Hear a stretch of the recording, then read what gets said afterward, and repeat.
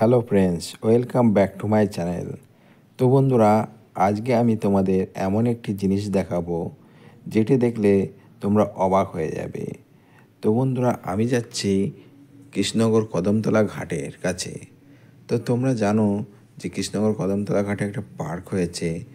তো আমি সেই পার্কটা তো দেখাবোই, এর সাথে তোমাদের একটা অদ্ভুত জিনিস দেখাবো যেটা তোমরা দেখলে অবাক হয়ে যাবে, এর আগে কখনো দেখোনি।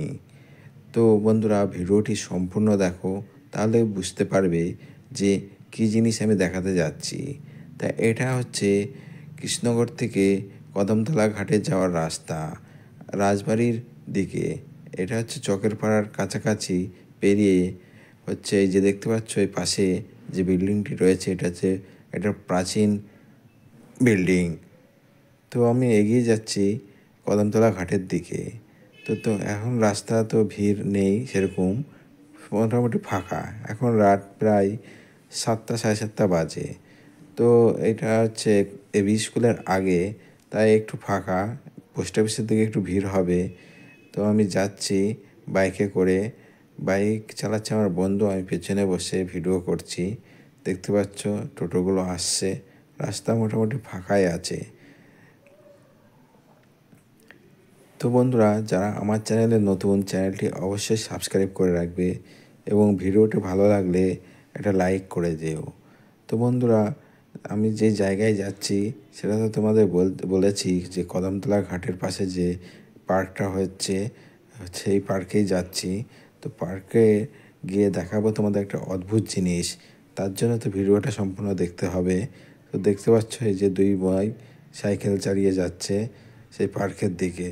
এই যে আমি মোটামুটি চলে এসেছি প্রায় কাছাকাছি, পোস্ট অফিসের কাছাকাছি চলে এসেছি। এবার এটা পেরিয়েই একটুখানি গেলেই চলে আসবে হচ্ছে কদমতলা ঘাট। তোমরা কারা কারা কৃষ্ণনগরে থাকো তারা কমেন্ট করে জানাও, আর যারা কৃষ্ণনগরে এসেছো তারাও কমেন্ট করে জানাও, এবং তোমরা কোথা থেকে ভিডিওটি দেখছো সেটাও কমেন্ট করে জানাও।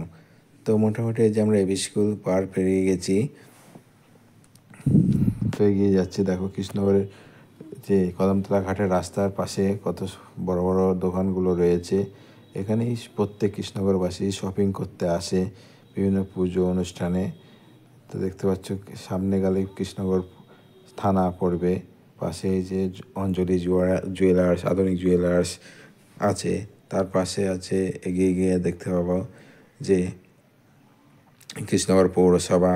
তারপরে আছে ঢাকেশ্বরী বস্ত্রালয়, বিভিন্ন মার্কেট আছে কৃষ্ণনগর শহর তো আমার খুব ভালো লাগে, আমি কৃষ্ণনগরেই থাকি। তো বন্ধুরা, যারা ভিডিওটি দেখছো তারা অবশ্যই শেয়ার করে দিও।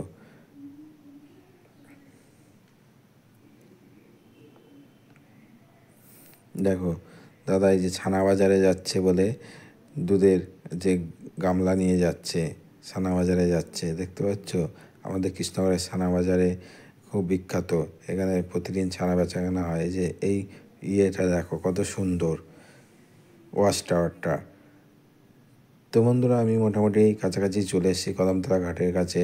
এই যে পাশে ফুলের মার্কেট রয়েছে, দেখতে পাচ্ছ ফুলের মার্কেটটা কত সুন্দর। তো বন্ধুরা, আমি কদমতলা ঘাটে চলে এসেছি। এসেই দেখছি এখানে তো ঠাকুর বিসর্জন হয়। সেদিনও একটি ঠাকুর দেখছি বিসর্জন হচ্ছে, বিভিন্ন মানসিক ঠাকুরের বিসর্জন এখানে হয়। বড় বড় সব ঠাকুরেরই তো বিসর্জন হয়, তবু সেখানে একটা ঠাকুর বিসর্জন হচ্ছে।